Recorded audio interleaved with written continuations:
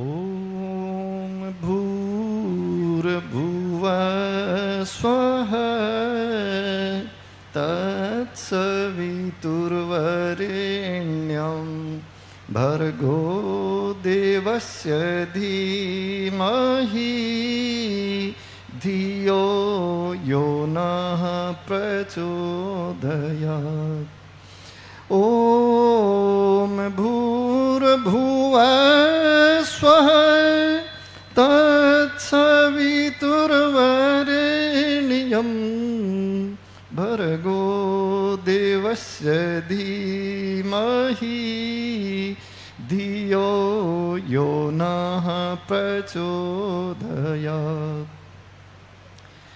दर्शन योग धाम के लोकार्पण में उपस्थित आज की सभा के अध्यक्ष माननीय आदरणीय स्वामी धर्मदेव जी और मंच को बड़ी कुशलता के साथ संचालन करने वाले स्वामी श्रेयसपति जी और आदरणीय आचार्य श्री दिनेश जी, हमारे प्रोफेसर नरेश जी धीमान, आदरणीय भाई गौतम जी खट्टर, धर्म अभिलाषी सज्जनों, संत वृंद, श्रद्धा की भाजन मेरी वंदनिया मातृशक्ति, आप सब दर्शन योग धाम में बड़े अच्छे ढंग से अपना लाभ उठा रहे हैं, योग को सीख रहे हैं और धर्म शिक्षा से आत्मोत्थान क्या है मैं कहना चाहूँगा।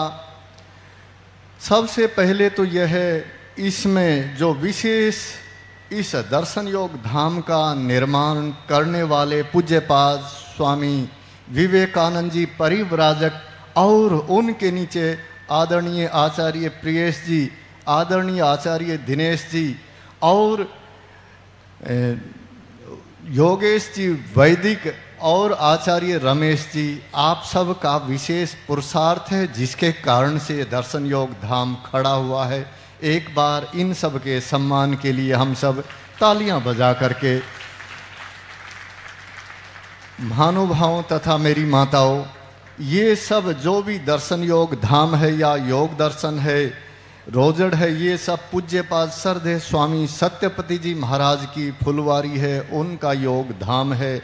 वो एक बात कहते थे, वो क्या कहते थे, मनुष्य यदि अपने जीवन से एक सेकंड के लिए भी भगवान को निकाल देता है तो वह पाप कर्म से बच नहीं सकता। वो एक एक बात कहते थे। और आप देखें धर्म की क्या परिभाषा है, सत्य और न्याय का आचरण करना धर्म है, भगवान की आज्ञा का पालन करना धर्म है। हम अपने जीवन में यदि भगवान को निश्चित रूप से बराबर लेकर चलते हैं तो यह निश्चित है हम पाप कर्म से बच सकते हैं, अन्यथा पाप कर्म से बच नहीं सकते। महानुभाव तथा मेरी माताओं, हमने जब से अपने जीवन से भगवान को निकाल दिया है तब से हम पाप कर्म में प्रवृत्त हो गए हैं। इतिहास की एक छोटी सी मैं आपको घटना बताता हूँ। कभी भारत में चीन का एक फायान नाम का यात्री आया था और वो अपना छाता भूल गया। 6 माह के बाद उसको पुनः वापस भारत में आना था। उसने सोचा छाता चांदी का था, शायद मिलेगा नहीं, लेकिन फिर भी एक मन में आशा होती है शायद मिलेगा। इस भाव से वो वहाँ पहुँचा और उसने जहाँ पर छाता रखा था वहाँ उसने देखा वो छाता किसी ने पलट कर भी नहीं देखा। उस समय लोग आस्तिक थे, धार्मिक थे, वो ये समझते थे क्या मातृवत प्रदारेषु प्रद्रवेषु लोष्टवत आत्मस्वर भूतेषु य पश्यति स पंडित य पश्यति स पश्यति। दूसरे की प्राई माँ बहन बेटी को हमारा इतिहास साक्षी है, माँ बहन बेटी समझते थे, दूसरे के धन को ढेले के समान समझते थे और दूसरे का जो भी कोई वस्तु है वो समझते थे मैं उठाऊंगा तो न्यायकारी भगवान मुझे दंड देवेगा। इसलिए हम पाप कर्म से बचने के लिए अनेक प्रकार की भगवान से प्रार्थना भी करते रहे हैं और अपने जीवन में भगवान को बराबर निरंतर स्थापित करते रहे हैं। चित्रम देवा नामुदगादनिकम, उस प्रभु से हम संध्या में प्रतिदिन यही प्रार्थना करते हैं कि हे प्रभु, आप मेरे काम क्रोध लोभ मोह को दूर कर सकते हैं, आपके बिना कोई दूर करने वाला है नहीं।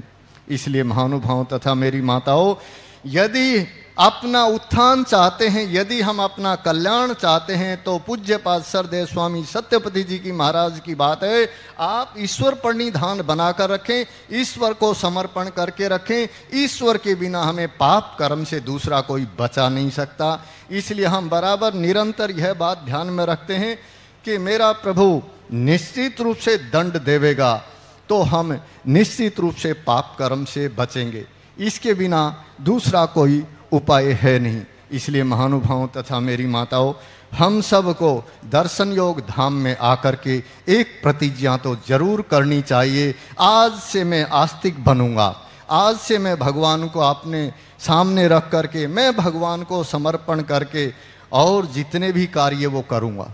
ऐसा यदि भाव हम रखते हैं तो निश्चित रूप से हम पाप कर्म से बचते हैं, हमारी आत्मा की उन्नति होती है, हम निश्चित रूप से भगवान की तरफ बढ़ते हैं। और यदि हम ऐसा नहीं करते हैं तो नीचे की तरफ जाते हैं। शास्त्रों में क्या कहा है? पाप का बाप क्या है? लोभ है। एक बार किसी नदी में कोई रीछ बहकर जा रहा था। यह घटना पूज्यपाद स्वामी सत्यपति जी महाराज सुनाते थे। किसी नदी में रीछ बहता हुआ जा रहा था। दो ग्रामीण खड़े होकर देख रहे थे। एक ने कहा, भाई कम्बल बहता हुआ जा रहा है। दूसरे ने कहा, देख लो। उसने छलांग लगा दी, क्या समझ करके कि कम्बल है, मैं निकाल लूँगा पानी से। तो उसने जैसे ही छलांग लगाई तो रीछ ने उसको पकड़ लिया। दूसरा जो व्यक्ति बाहर खड़ा था, उसने कहा, भाई आप इस कम्बल को छोड़ दो, नहीं तो आप भी डूब जाओगे। उसने कहा कि मैंने तो कम्बल को छोड़ दिया है, लेकिन अब ये कम्बल मेरे को नहीं छोड़ रहा है।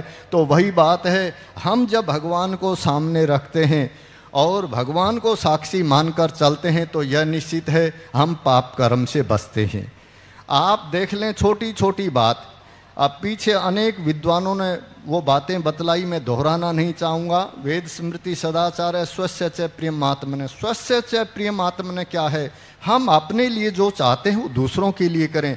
आप आत्मनिरीक्षण करें, अपने अंदर झांकें। क्या एक व्यापारी दुकान पर है, उससे कोई 2000 का नोट दे करके 500 का सामान ले जा रहा है, तो मैं आपसे पूछना चाहता हूँ, वो अपनी दुकान से जो नोट देता है वो कैसे देता है? जो उसके गले में, उसके उसमें जो गले नोट हैं, ढीले नोट हैं, उनको वो निकालेगा, कहेगा लो जी। क्या आप ऐसा करते हैं? आप लेना चाहेंगे उन नोटों को? नहीं चाहेंगे। तो हम भगवान को छोड़ करके गलत कर रहे हैं। जैसा हम अपने साथ चाहते हैं वैसा दूसरों के साथ नहीं करते। और अनेक बार ये होता है, क्यों? हमने भगवान को अपने अंदर से निकाल दिया है। वो अपनी रिश्तेदारी में कहीं जाता है, क्या सोचता है कि मैं वहाँ जाकर भोजन करूँगा, और पहले वो मना करता, मैं तो भोजन नहीं करूँगा क्योंकि करके आया हूँ। और कुछ देर के बाद वो कहते नहीं, काफ़ी दिनों में आए हो, भोजन तो करना पड़ेगा।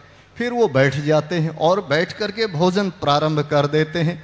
मना कितनी बार किया, और उसके बाद वो कहते एक रोटी तो और लो, वो कहते नहीं और तो नहीं लूँगा, और वो फिर ले लेता है और फिर ले लेता है। आप यह देखें कितनी बार उस व्यक्ति ने झूठ बोली है। तो बस पूज्यपाद सरदेव स्वामी जी महाराज हम सबको यही बातें सुनाते थे कि आप एक बार बस कह दो तो दोबारा नहीं लो। तो हम अपने जीवन में यदि ईश्वर को स्थापित करते हैं तो यह निश्चित है हम पाप कर्म से बचेंगे और हमारा आत्मोत्थान होगा, हम जीवन में आगे बढ़ेंगे। इसलिए महानुभाव, मैं इतना ही निवेदन करना चाहूँगा आप सब से, हम सब अपना आत्मोत्थान करना चाहते हैं तो बस धर्म ईश्वर की आज्ञा का नाम है, धर्म सत्य और न्याय का आचरण करने का नाम है। और पूज्यपाद स्वामी जी महाराज कहते थे, जब भोजन परोसते कुछ फल आदि होते तो बांटने वाला क्या चाहता है? प्राय उसकी यह इच्छा होती कि अच्छे फल तो मैं लूँ और ढीले फल दूसरों को दूं, तो यह धर्म नहीं है। धर्म यही है हम अच्छा दूसरों को दें। जब कभी कोई साधु या सन्यासी कोई लेने वाला जाता है तो प्राय वो यूं सोचते हैं घर में कौन सी वस्तु ढीली है, कम्बल ढीला है, चावल ढीले हैं, और कोई सामान है तो चलो टला दो, इनको भी दे दो, दान का दान, नाम का नाम, काम का काम, वो ऐसा कर देते हैं। तो ये अधर्म है। हम यदि आत्मोत्थान चाहते हैं तो दूसरों को वो बढ़िया वस्तु दें जो हम लेना चाहते हैं। हम अपने लिए जो चाहते हैं बस दूसरों के साथ वही करना प्रारंभ कर देवें। महानुभावों, इसी का नाम धर्म है, इसी का नाम ईश्वर की आज्ञा का पालन करना है। हम सबको ऐसा करना चाहिए। बस इतना ही निवेदन करके मैं अपनी वाणी को विराम देता हूँ। ओम शांति। ओम। पूज्य स्वामी जी का बहुत बहुत धन्यवाद। समय का दान भी किए इन्होंने। और आत्मनः प्रतिकूलानि परेशान समाचरेत, इसको अपने उदाहरण के रूप में बहुत सुंदर प्रस्तुति दी, जो कि आप लोग अच्छी तरह से समझ गए होंगे।